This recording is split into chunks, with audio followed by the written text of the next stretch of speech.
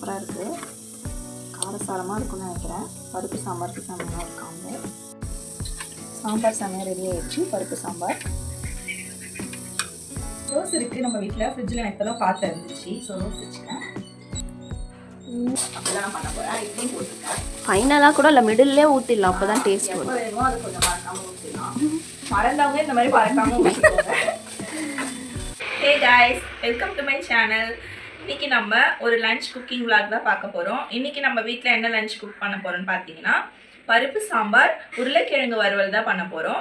வாங்க வீடியோக்குள்ளே போகலாம். லஞ்ச் குக்கிங்கை ஸ்வீட்டோட ஆரம்பி. குல்ஃபி சாப்பிடு. சூப்பராக இருக்கும். குல்ஃபி இப்போ தான் சாப்பிட்றதுக்கு சான்ஸ் கிடச்சிது. ஓகே, பருப்பு சாம்பார் வைக்கிறதுக்கு தக்காளி சூஸ் பண்ணிக்கலாம். நான் எத்தனை தக்காளிமா போடுவேன்?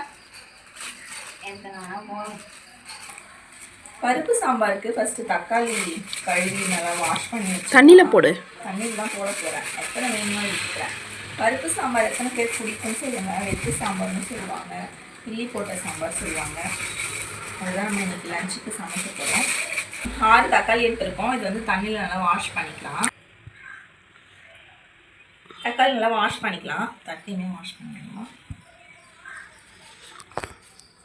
என்னோட குல்ஃபி மெல்ட் ஆகுதே. எனக்கு ஒரு வாய் வைடி. குல்ஃபி டேஸ்ட் வேறு ஒட்டிக்கிச்சு.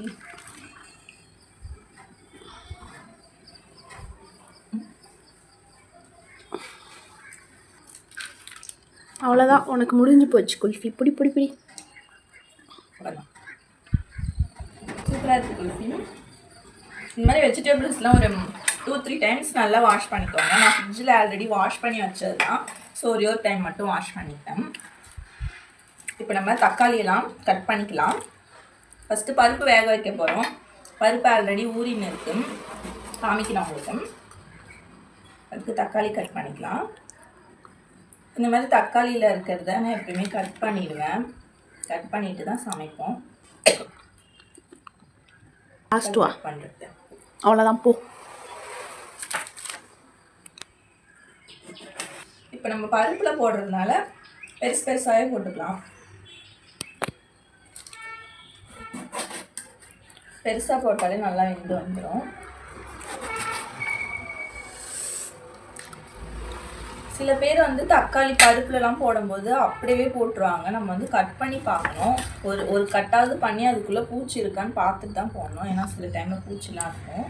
எப்பயுமே கட் பண்ணிட்டு தான் ரசத்துக்கு கரைக்கிறதா இருந்தாலும் பருப்புக்கு போடுறாங்க. நம்ம கட் பண்ணி பார்த்து பூச்சிலாம் இருக்கான்னு செக் பண்ணி பார்த்து தான் போடணும். உனக்கு என்னடி பிடிக்கும்? பருப்பு சாம்பாருக்கு என்னென்ன காம்பினேஷன் பிடிக்கும் சாப்பிட்டா? பருப்பு சாம்பார். பருப்பு சாம்பார், வெத்து சாம்பாருக்கு தான் நம்ம. உனக்கு என்னென்ன தொட்டுன்னு சாப்பிட்டா பிடிக்கும்? எல்லாமே பிடிக்கும். வெறும் சாம்பார் மட்டும் பிடிக்கும். சாம்பார் சூப்பராக இருந்தாலுமே நாங்கள் சின்ன வயசுலாம் ஸ்கூல் போயிட்டு வரும்போது அம்மா சூப்பராக வச்சுருப்பாங்க. 2 பேரும் தொட்டுக்கே சூப்பராக. அதே இப்பயும் அதே தான். தொட்டுக்கு எல்லாமே சொல்கிறேன். எனக்கு அந்த ஞாபகம் வந்துச்சு இப்போ சொன்னதும். தட்டு ஃபுல்லாக சாம்பார் ஊற்றி சாப்பிடுவோம். கொஞ்சம் சாப்பாடு இருந்தாலும் சாம்பார் நிறையா இருக்கும். சூப்பராக இருக்கும் அந்த சாப்பிட்றதுக்கு. அது கூட எல்லா காம்பினேஷன் தொட்டுக்குமே சூப்பராக போகும்.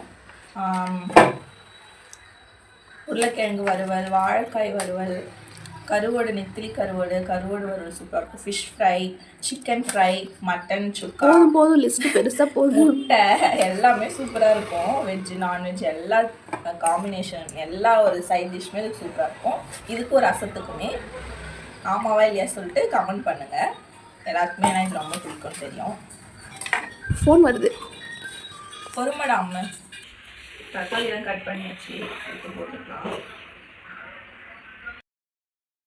வெங்காயம்லாம் அரியறதுக்கு முன்னாடியே நம்ம இந்த உருளைக்கிழங்கை தண்ணியில் நல்லா ஊற வச்சுட்டோன்னா அதோட மண்ணெலாம் போயிடும். வாஷ் பண்ணுறதுக்கு ஈஸியாக இருக்கும். உருளைக்கிழங்கு ஊறட்டும். நெக்ஸ்ட்டு ஆனியன்ஸ் கட் பண்ணிக்கலாம். 2 ஆனியன் தான் எடுத்துருக்கேன். 2 ஆனியன் போதும். வேஸ்ட் பண்ணிட்டா.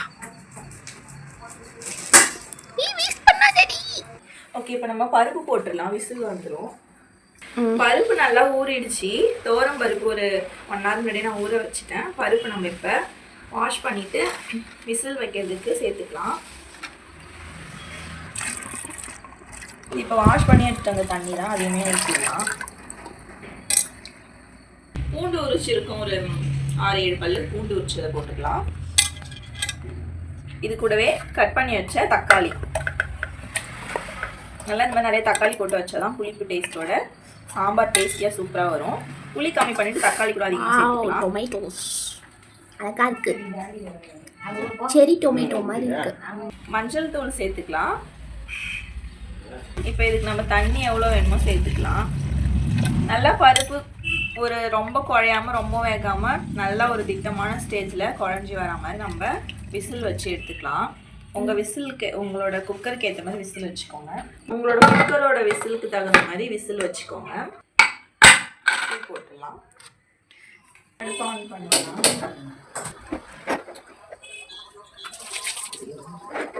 இப்போ உருளைக்கிழங்கு நல்லா ஊறி இருக்கும். நல்லா நம்ம போயிட்டு வாஷ் பண்ணி எடுத்து வந்துடலாம். உருளைக்கிழங்குலாம் நல்லா வாஷ் பண்ணியாச்சு. இப்போ நம்ம அதோட தோலை உரிச்சிக்கலாம். தோலை நல்லா உரிச்சிட்டு ரவுண்ட் ரவுண்டாக கட் பண்ணி நம்ம ஃபிஷ் ஃப்ரை பண்ணுற மாதிரி நல்லா ஃப்ரை பண்ண போகிறோம். டேஸ்ட்டு சூப்பராக இருக்கும். தோலை சீவிக்கலாம். உருளைக்கிழங்கு எப்பயுமே நல்லா வாஷ் பண்ணிவிடுங்க. அதோட மண்ணெல்லாம் இருக்கும். 2-3 டைம்ஸ் நல்லா வாஷ் பண்ணிக்கலாம். உருளைக்கிழங்கு தோல்லாம் சீவியாச்சு. பட் கொஞ்சம் இப்படி சீவிருக்கேன். உருளைக்கிழங்கு தோலோட சாப்பிட்டாலுமே நல்லதுன்னு சொல்லுவாங்க. அதனால நம்ம கொஞ்சம் தோலோடையும் சேர்த்தே போட்டுக்கலாம். எனக்கு தோலோட பண்ணாலும் நல்லா வாஷ் பண்ணிட்டு பிடிக்கும். கொஞ்சம் இந்த மாதிரி சீவிட்டேன். டைம் வேற ஆகுது. ஒன்றும் தப்பு இல்லை, இருந்தாலும் ஒரு சமாளிப்புக்கு ஒன்று பண்ண பற்றியா? ஆமாம். சரி, நம்ம ரவுண்ட் ரவுண்டாக கட் பண்ணிக்கலாம். உருளைக்கிழங்கு ஃப்ரை. ஏய், பெருசு பெருசாக கட் பண்ணாதடி. இப்படி தான் பண்ணணுமே. நம்மளுக்கு இந்த மாதிரி பண்ணாலே நல்லா மூடி வச்சு மசாலா தடவி வச்சாச்சுன்னா விசில் வந்து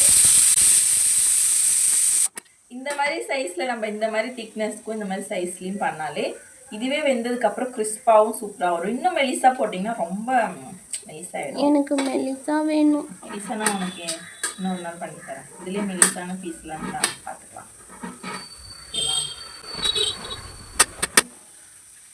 இன்னைக்கு இளநீ வாங்கினது வேற சாப்பிடணும் பசிக்குது. கொஞ்சம் இருக்கு இன்னும் நான் சாப்பிடல. செம ஸ்வீட்டாக இருக்குல்ல இன்னைக்கு.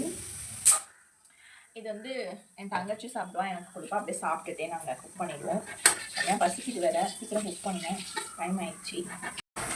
ஆனியன்ஸ் வந்து இந்த சாம்பாருக்கு இந்த மாதிரி நீட்டாக கட் பண்ணால் தான் சூப்பராக இருக்கும். நம்ம நீட்டாக கட் பண்ணிக்கலாம். உருளைக்கிழங்கு ஃப்ரை பண்ணுறதுக்கு மசாலா கலந்துக்கலாம். ஒரு 1.5 ஸ்பூன் அளவுக்கு நான் மிளகாய்த்தூள் எடுத்திருக்கேன். இப்போ நம்ம அரைச்ச வீட்டு மிளகாய்த்தூள். உருளைக்கிழங்குக்கு ஒரு ஸ்பூன் அளவுக்கு உப்பு போட்டிருக்கேன். தேவையான அளவுக்கு உப்பு போட்டுக்கோங்க. பூண்டு இந்த மாதிரி தட்டி வச்சுக்கலாம். 2 பூண்டு. இப்போ நம்ம நல்லா கட் பண்ணி வச்ச உருளைக்கிழங்கை சேர்த்துக்கலாம். தோல் எடுத்துகிட்டு அழகாக ரவுண்ட் ரவுண்டாக கட் பண்ணி வச்ச உருளைக்கிழங்கு போட்டு நல்லா மிக்ஸ் பண்ணிக்கலாம். உருளைக்கிழங்குக்கு நம்ம வந்து ரொம்ப தண்ணி சேர்த்தா ஆல்ரெடி உருளைக்கிழங்குல தண்ணி விடும். அதனால் ரொம்ப தண்ணிலாம் சேர்க்காதீங்க. வேணும்னா சேர்த்துக்கோங்க. ஃபஸ்ட்டு இப்படி மிக்ஸ் பண்ணிடலாம். அந்த புது மிளகாத்தூளோட ஸ்மெல் அப்படியே செம்மையாக இருக்குது. அதோட அரோமா ஃப்ளேவர் சூப்பராக இருக்குது. அந்த புதுசாக அரைச்சி அதோட ஸ்மெல் அப்படி வருது. கொஞ்சம் நாளைக்கு அது ஃப்ரெஷ்ஷாக இருக்கிறதுலேயும் அந்த ஸ்மெல் அப்படி தான் வந்துகிட்டே இருக்கும். ஆனால் மிளகாத்தூள் அரைக்கிற ரைஸ் மில்க் போனால் நெடி ஏறி எனக்கெல்லாம் செட்டே ஆகாது. எனக்கு சும்மாவே ஏதாவதுனா தும்பல் வந்துடும். நான் இன்றைக்கி பிளானை மாற்றிட்டேன். உருளைக்கிழங்கு ஃப்ரை நான் கொஞ்சம் டிஃப்ரெண்ட்டாக பண்ணணும்னு இருக்கேன். ஸோ அந்த மாதிரி தண்ணிலாம் ஊற்றாமல் மசாலாவை ஃபஸ்ட்டு போட்டு வச்சுட்டு செய்யும் போது எப்படி செய்யணும் பாருங்கள். ஈஸி நார்மல் பண்ணுறது தான். அதுலேயே கொஞ்சம் லைட்டாக டிஃப்ரென்ஸ், அவ்வளோதான். ரோஸ் வச்சுக்கலாம். ரோஸ் இருக்குது நம்ம வீட்டில். ஃப்ரிட்ஜில் நான் இப்போ தான் பார்த்து இருந்துச்சு. ஸோ ரோஸ் வச்சுக்கிறேன். Wow wow. குக் பண்ண ஸ்டார்ட் பண்ணலாம்.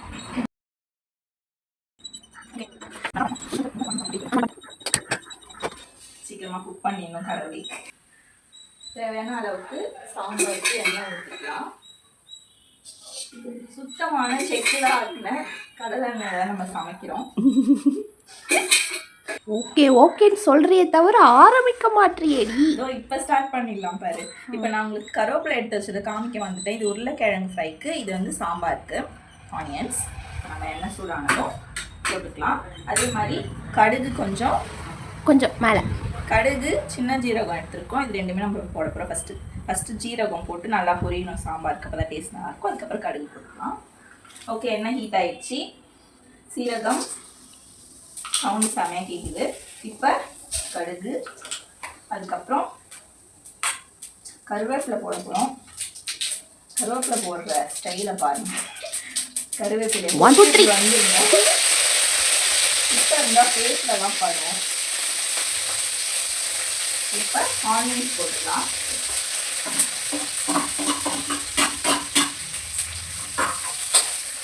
நல்லா ஃப்ரை பண்ணிக்கணும். அப்போ தான் சாம்பார். காஞ்ச மிளகா போடவே மறந்துட்டேன் அவசரத்தில். முக்கியமே இதுதான். போட்டுடலாம். காஞ்ச மிளகாவை இந்த மாதிரி போட்டுக்கலாம். காஞ்ச மிளகா இந்த மாதிரி மறந்துட்டிங்கன்னா இது ஒரு ஆப்ஷன். மறந்துட்டிங்கன்னா இந்த மாதிரி போட்டுக்கோங்க. அப்படி இப்படி போட்டு உங்களுக்கு அது வந்து கருப்பாக வராது. அது பொரிஞ்சாதான் இந்த சாம்பார் சூப்பராக இருக்கும். சாம்பார் வச்சு முடிச்சுட்டு ஃபைனலாக எண்ணெயும் காஞ்ச மிளகாவும் போட்டு தாளித்து ஊற்றிடலாம். அப்படிதான் நான் பண்ண போகிறேன். இப்படியும் போட்டிருக்கேன். ஃபைனலாக கூட இல்லை, மிடில்லே ஊற்றிடலாம். அப்போ தான் டேஸ்ட் எப்போ வரும். வேணுமோ அதை கொஞ்சம் மறக்காமல் ஊற்றிடலாம். மறந்தவங்க இந்த மாதிரி மறக்காமல் ஊற்றிக்கோங்க. ஓகே, நல்லா இப்போ நம்மளுக்கு வெங்காயம் வதங்கணும். சாம்பாருக்கு இந்த ஸ்டேஜ்லேயே தேவையான உப்பும் சேர்த்துக்கலாம். வெங்காயம் வதங்கி வரும். மஞ்சத்தூள் இந்த டைம்லேயும் கொஞ்சம் போட்டிங்கன்னா இன்னும் கொஞ்சம் கலர்ஃபுல்லாக சாம்பார் கிடைக்கும். ஓப்பன் பண்ணி பார்க்கலாம் இந்த கண்டிஷனில் இருக்குன்னு. வாவ், பருப்பு நல்லா இருந்துச்சுல்ல? கலர்ஃபுல்லாக இருக்கு. பருப்பு நல்லா சூப்பராக குழஞ்சிருக்கு. இன்னும் வேணா நீங்கள் மத்தில் இந்த மாதிரி மசிக்கிறது எடுத்து இந்த மாதிரி கரண்டியில் கூட இப்படின்னா இப்படி கொஞ்சம் நசுக்கிட்டு சாம்பாரில் சேர்த்துக்கலாம். பருப்பு இன்னும் கூட வெந்திருக்கலாமோ? இந்த மாதிரி பூண்டு, பருப்பு, தக்காளிலாம் கொஞ்சம் அப்படி நசுக்கிக்கோங்க. பருப்பு ஊற்றிக்கலாம். பார்த்து ரொம்ப கண்ட்ரோல் பண்ணி நம்பிட்டேன்டி. பரவாயில்ல, இப்படி ஒன்று நான் தும்ப வேணான்னு சொல்ல. கிட்ட காட்ட அழகான். நல்லா மிக்ஸ் பண்ணிக்கலாம். நல்லா திக்காக செமையாக இருக்குது சாம்பார்லாம். இப்போ புளி ஊற்றணும். புளி தண்ணி சேர்த்துக்கலாம் சாம்பாரில். சாம்பார் சூப்பராக ரெடி ஆயிடுச்சு. இப்போ சாம்பாரை இறக்கி வச்சுட்டு உருளைக்கிழங்கு ரெடி பண்ணிடலாம். தாளிச்சு ஊற்றினியா மறுபடியும்? கொஞ்சம் தாளிச்சு ஊற்றிட்டேன். போனதெல்லாம் நான் எடுக்க மிஸ் பண்ணிட்டேன்டி. நல்லா இருக்கா சாம்பார்? அடுப்பு நல்லா சூடாக இருக்கட்டும்.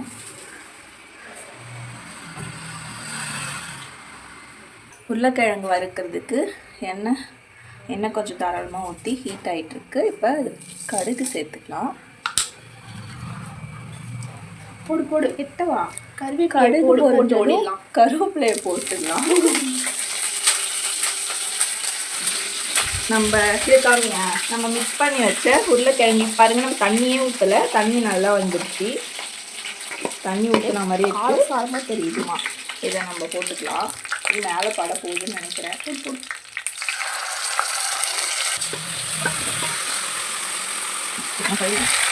செம்மையாக இருக்குங்க கலர்ஃபுல்லாக. எண்ணெயிலே நல்லா வதங்கிடுச்சு. நம்ம மசாலா கலக்கின இந்த இதில் தண்ணி ஊற்றிருக்கோம். இது நல்லா இதில் ஊற்றி லைட்டாக இது மட்டும் ஊற்றினா போதும். ஊற்றிட்டு ஒரு மிக்ஸ் பண்ணி ஒரு மூடி போட்டு லிட்டு போட்டு க்ளோஸ் பண்ணிவிடும். ஆமாம், ஒரு லிட்டு போட்டு க்ளோஸ் பண்ணிடுங்க. அடுப்பை சிம்மில் வச்சுலாம். அப்பப்போ ஓப்பன் பண்ணி மிக்ஸ் பண்ணி பார்த்துட்டு ஃபைனலாக நல்லா வெந்து ட்ரை ஆனதும் உருளைக்கிழங்கு வறுவல் சூப்பராக ரெடி ஆகிடும்.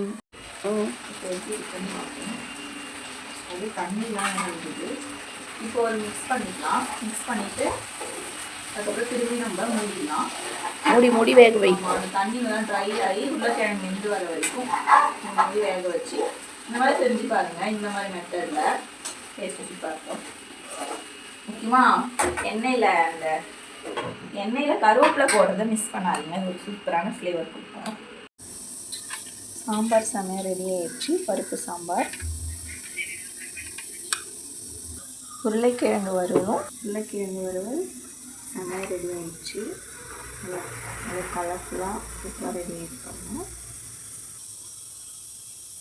சூப்பராக இருக்குது. காரசாரமாக இருக்குன்னு நினைக்கிறேன். பருப்பு சாம்பாருக்கு செமையாக ஒரு காம்போ. டேஸ்ட் பாருங்க. அப்படியே சாப்பிட்றலாம் போல. செமையாக இருக்குது. நல்லா இருக்காங்க. சூப்பர். நல்லா சுட சாப்பாடு போட்டு யாருக்கெல்லாம் இந்த மாதிரி டைமில் தயிர் சாதம், ரசம் இதுக்கெலாம் சாப்பாடு கொஞ்சம் குழஞ்சி வடிச்சா பிடிக்கும்னு சொல்லுங்கள். இப்படி இருந்தாலும் நல்லாயிருக்கும், அப்படியே சாப்பிட்டாலும் நல்லாயிருக்கும். கொஞ்சமாக சாப்பாடு போட்டு அது கூடவே பருப்பு சாம்பாரை கடல் மாதிரி இன்னும் நிறைய ஊற்றி தக்காளி இதோட போட்டு இதுக்கு ஃப்ரை பண்ண உருளைக்கிழங்கு வறுவலை எடுத்து வச்சுக்கலாம். படம் சாப்பிடுவோன்னு இருக்குது, அவ்வளோ சூப்பராக இருக்குது. ஓகே, டேஸ்ட் பார்ப்போமா? ஃபஸ்ட்டு பாப்பாவுக்கு தான், அவள் தான் ரொம்ப நேரமாக பசியில் இருக்கு. நீ சாப்பிட்டு ஃபஸ்ட்டு. செம்மையாக சுடுதுடி, பசியும் எடுக்குது சூடாகவும் இருக்குது.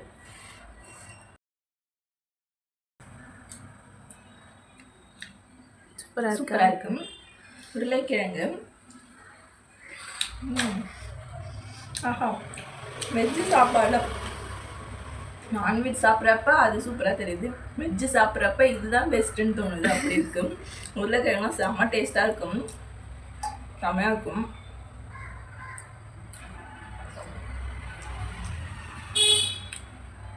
சூப்பராக இருக்குது. நீங்களும் இந்த காம்போ ட்ரை பண்ணி பாருங்கள். உங்கள் வீட்டில் நல்லா இருந்துச்சுன்னு சொல்லிட்டு கமெண்ட் பண்ணுங்கள். நாங்கள் இப்போ ஃபேமிலி என்னோட ஃபேவரட் வித் சாம்பார். ஆமாம், என்னோட தங்கச்சிக்கு ரொம்பவே பிடிக்கும். ஓகே, இந்த வீடியோ பிடிச்சிருந்துச்சுன்னா லைக் போட்டுக்கோங்க, நம்ம சேனலை சப்ஸ்கிரைப் பண்ணிக்கோங்க. நெக்ஸ்ட் ஒரு vlogல பார்க்கலாம். பாய் பாய்.